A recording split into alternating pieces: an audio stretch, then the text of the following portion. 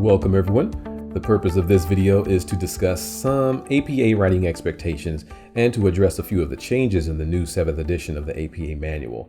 The APA manual has gone through some changes over the years, and in October of 2019, a new or revised version of the manual was published. And while a few things remain the same as they did in the 6th edition, there were also some significant revisions. The first thing you want to do is to get a copy of the 7th edition. Don't rely on information that you find online because that probably has not been updated. So get yourself a copy as soon as possible because you will be using this throughout all of your courses. Now keep in mind there are a lot of details in the expectations of APA formatting. In addition to writing well and focusing on punctuation, grammar, sentence structure, word use, with APA you also need to give attention to things like line spacing, indentations, the use of italics, headings, and of course citations. So don't neglect the importance of formatting your papers correctly. One of the big changes in the 7th edition is the acceptance of additional font styles. Previously, Times New Roman size 12 was the norm, but now you have a choice of a few more fonts that you can use. Again, there are some details to be aware of because not all fonts should be set at size 12. So know the correct size of the font that you want to use and be sure you follow that throughout your entire document. Ensure that you double space the entire document. That has not changed. And avoid adding lines of space between paragraphs or after headings or at the top of the page. Check the settings for the word processing program you're using also because, for example, Microsoft Word will come preset to include an additional line of space every time you press enter. And this needs to be changed so your paper is consistently double spacing. As before, all papers should have a 1-inch margin on all sides and all pages need to have a page number. And this is in the upper right header section of your paper. The first line of every paragraph needs to be indented at 0.5 inches. And also for your paragraphs, don't use the full justification setting. Always use the align left setting. I know the full justification setting makes it look nice. Every line is extended to the same length, but this is not APA acceptable. So just stick with the aligned left setting for your entire document. Also, don't break words at the end of a line of text, which means don't hyphenate words. Just begin on the next line. And those are a few of the basic standard expectations in the new APA formatting. But now let's take a look at the title page.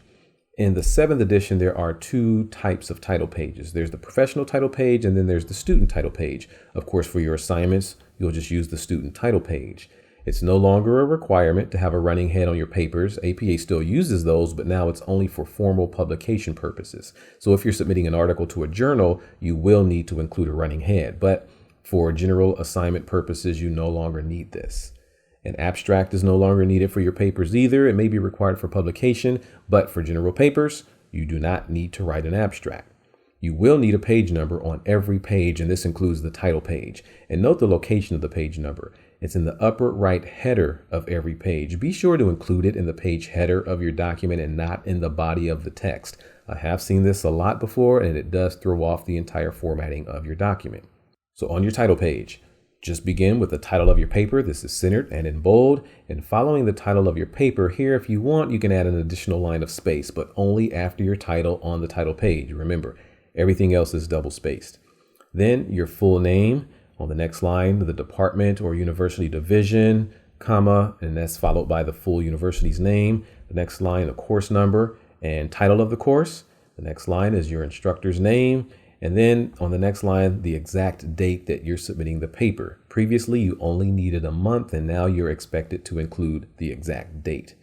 Remember, all the title page information should be centered. Then on page 2 is where the actual body of your paper starts. Be sure to include your page number and begin at the top of the page. Don't add lines of space at the top, and include the title of your paper, which should be the exact same as it was on the title page. And this is centered and in bold. And then you have your first paragraph. Remember to indent the first sentence of every new paragraph. And throughout the body of your paper, get into the habit of using section headings. Section headings not only help you to organize your paper properly, they also help you to identify and maintain focus on what you're discussing, on the core content that's being addressed. They also help the reader to understand the flow of your paper better. And section headings need to be in bold and centered on the page and use the proper upper and lowercase letters. Don't use all capital letters in your headings. Now, APA does allow 5 different levels of subheadings, and you may not necessarily need all of these in your papers, but if you use them, be sure to format them correctly.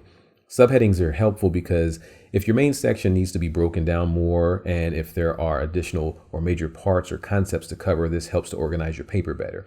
Now, like I mentioned before, your main section heading is always centered and in bold in your document, but your first and second subheadings, for example, although they're in bold, they're not centered. They begin on the right side without any indentation. So let me discuss a little bit about citations. This is a huge area of concern and probably the area that students struggle with the most. It's extremely important that you understand not only how to cite, but when to cite. You want to do this to avoid any possibility of an academic integrity violation or plagiarism. If it's not your own original thought or idea, it needs to be cited. Otherwise, it can be considered plagiarism, means you're stealing someone else's work. If you are discussing or referring to something that you've read, it needs to be cited. It's not your own original idea. In APA format, citations generally contain two items, the author's last name and the year of publication.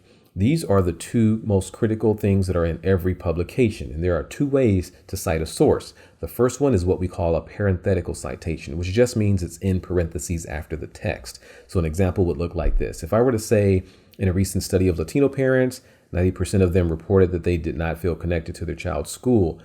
This is not my original work. I got this from somewhere else, so I do need to give credit to the original author. I got this from a journal article by Salazar, so I'll need to cite Salazar. So after I make my statement, after I summarize what I've read, because I'm not quoting this, I'm paraphrasing or summarizing it, I include my citation. So in parentheses, after my paraphrase statement, I put the author's last name only, a comma, and then the year of publication. Note that the period does go after the parentheses. I have seen this where the period goes after the author's name or after the end of the sentence, but make sure that you include the period after the parentheses. Now, let's say I talked more and more about the study. I might go on to say the researcher conducted a descriptive study in which he interviewed 500 parents, so on and so on. Some people tend to include a parenthetical citation after every sentence. If you have a paragraph or longer that's from the same source, you only need to cite the first sentence, and then it's implied to your reader that everything else that's following is from the same source. Now, there is an exception to this. If I were to write a little bit about Salazar, and then in the same paragraph, I jump to another article or another source, and then I come back to the Salazar article, I would need to make it clear at that point which part I was discussing was from which source. But in general, if you're citing from the same source in the same paragraph, you don't need to cite every single sentence. So that's an example of a parenthetical citation. The other way to cite is called embedding the citation in text.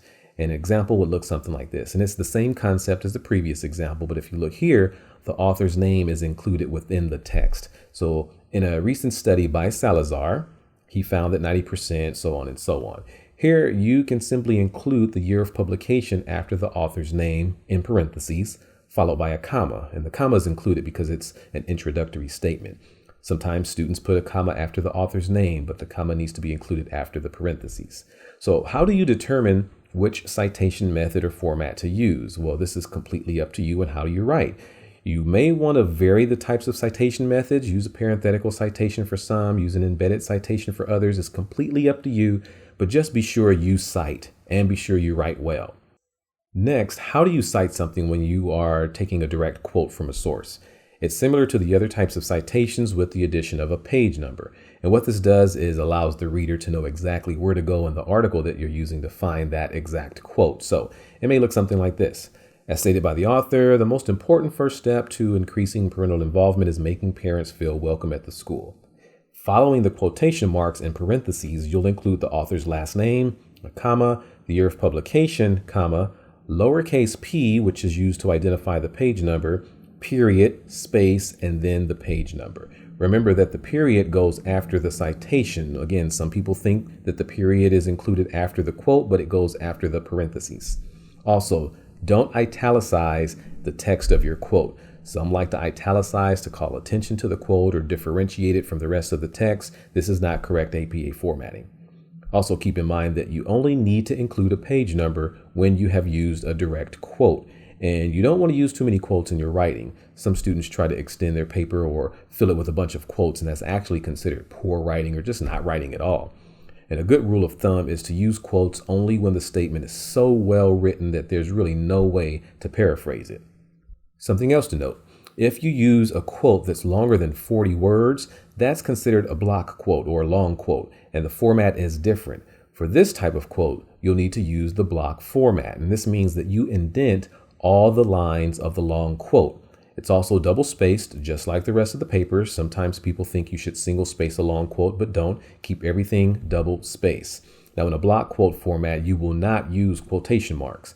The citation in a block quote is different in that the period comes before the citation, and then you'll include in parentheses the author's name, year of publication, and page number or numbers.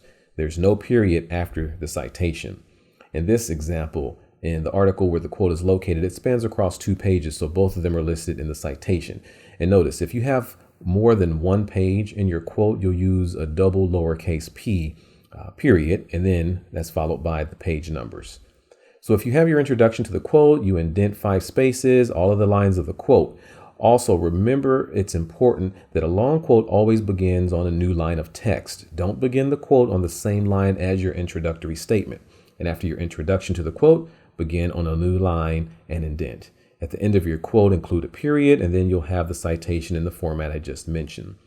Like I said before, use quotes sparingly. I know some tend to get worried about plagiarizing and start to cite every single line or use several different quotes within their papers, but that doesn't demonstrate high quality writing. It actually interrupts the flow of your writing. So only use quotes when absolutely necessary. You don't want your papers to read as if they were written by 10 different people and you're just citing the works of others. You want to paraphrase what you've read. You want to synthesize what you've read. You want to connect the concepts and justify opinions. Use examples to help support some statements. Put it all in your own words so your writing flows and maintains the same style and voice throughout your paper.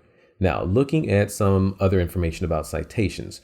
When you're citing a source that has 2 authors, in a parenthetical citation, you always join the 2 authors' names with an ampersand.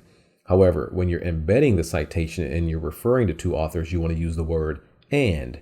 Do not use an ampersand in your writing. That's in the body of your text. You don't want to do that. You only use this when you're citing a source with 2 authors. So in this example, the parenthetical citation would be Beltran, ampersand, Depp, comma, year of publication.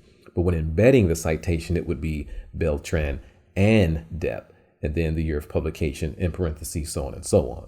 Now, a lot of journal articles will have 3 or more authors because teams or groups of researchers work together to publish a work. In this case, you will always put only the first author's name, and that person is considered the lead author. And after that, you will follow it with ETAL period, which means and so on. The reason for this is simple. Imagine if you have an article with 6 different authors. Listing all of those names will easily take up 1 or more lines of text. So in this example, notice the citation in parentheses. Pennington, no comma, et al, or et, space al, period, comma, space, and the year of publication.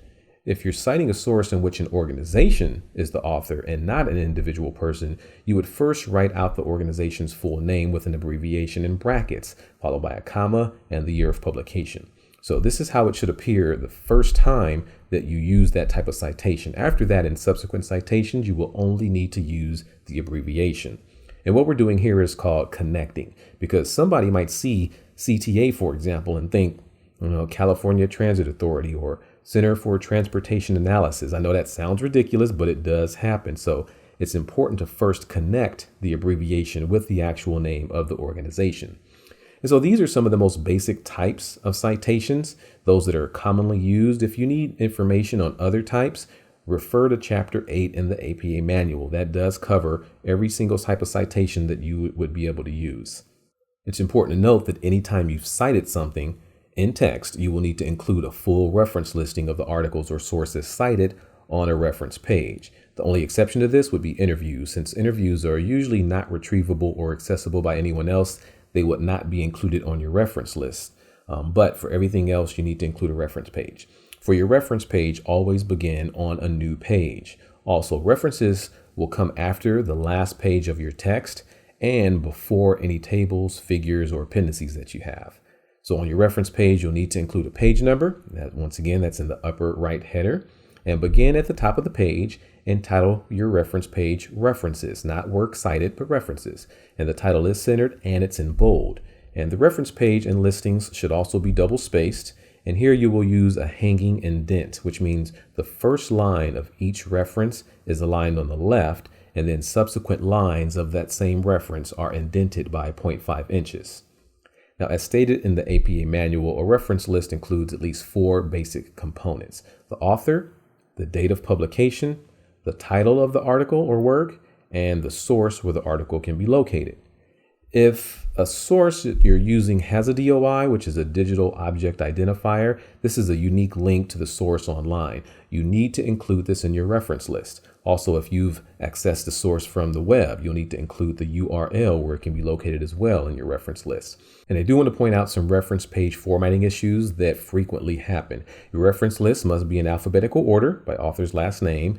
And in your reference list, only the first letter in the title of the source is capitalized. You don't capitalize every word as you would in a body of the text if you're referring to the article.